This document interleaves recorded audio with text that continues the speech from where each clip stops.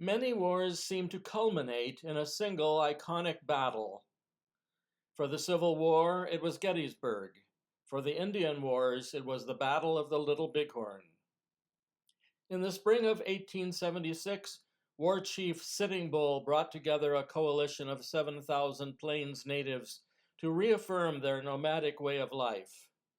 Their vast encampment on the Little Bighorn, largest of the kind in recorded history, contained small village circles for each of the various tribes: Arapaho, Cheyenne, Dakota, and multiple bands of Lakota.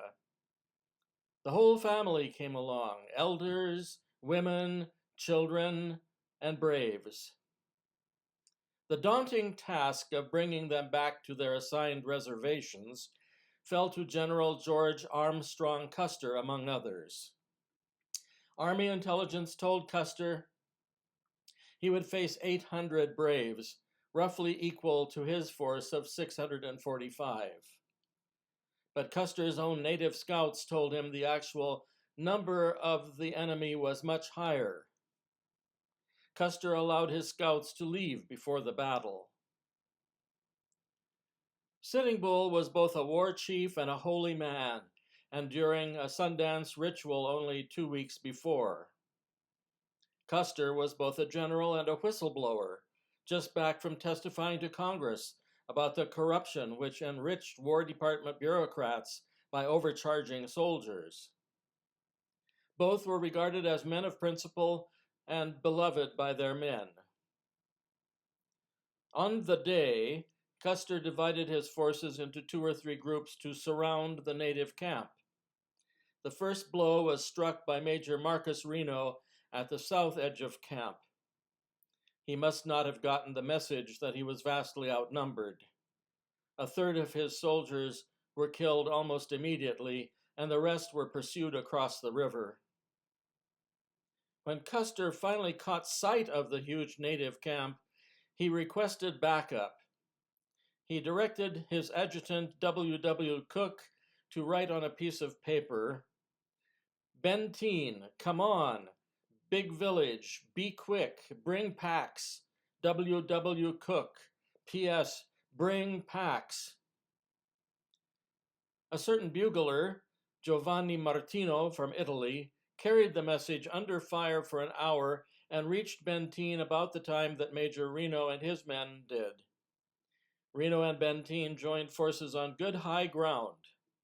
Having the pack horses, they possessed all the ammunition needed to defend themselves through a 36-hour engagement, to emerge bloodied badly, but not destroyed. The genius behind the native forces was Chief Gall, whose wives and children were killed by Reno in the first assault. He was furious, but thought fast. He reasoned that Reno's small force must be part of a much larger one which would attack from a different direction. After scouting the area, he directed Crazy Horse and his men across the river to the east, and there they engaged Custer and drove him up to Last Stand Hill, which was not as good a position as Benteen had found, more exposed to oncoming fire. Custer had good men with him, such as Miles Keogh, who was given the honorary rank of lieutenant colonel for bravery at Gettysburg. In 1860, he had gone to defend Rome, and Pope Pius IX made him a Knight of the Order of St. Gregory the Great and awarded him the medal Pro Petri Sede for the See of Peter. Keogh was very well liked. A cadre of loyal friends of Company I took a stand around him and fell with him. When the Sioux saw the papal medals on his body, they refrained from scalping him. The medals were seized as war booty, but the body was left intact. Keogh's battle flag, the guidon, was also taken, but was recovered later. Keogh's horse Comanche was wounded but still alive on the battlefield and became a mascot for the 7th Cavalry for the next 14 years. Wooden markers were put where the soldiers' bodies were found, and here is the marker put up for Keogh and his loyal band. In 1881, stones took the place of the wooden markers. This one marks where Custer himself fell. The whole Custer family was nearly wiped out in the half-hour battle. In addition to the general, they lost his brother, Thomas Custer, his civilian brother, Boston Custer, his brother-in-law, James Calhoun, and his civilian nephew, Henry Armstrong Reed. In 1881, the 7th Cavalry put a monument over the common grave into which the bodies were transferred. The monument names all 220 soldiers who fell, and a fence was put up around the monument. Later, the fence was moved to surround the individual markers, leaving the monument outside the enclosure.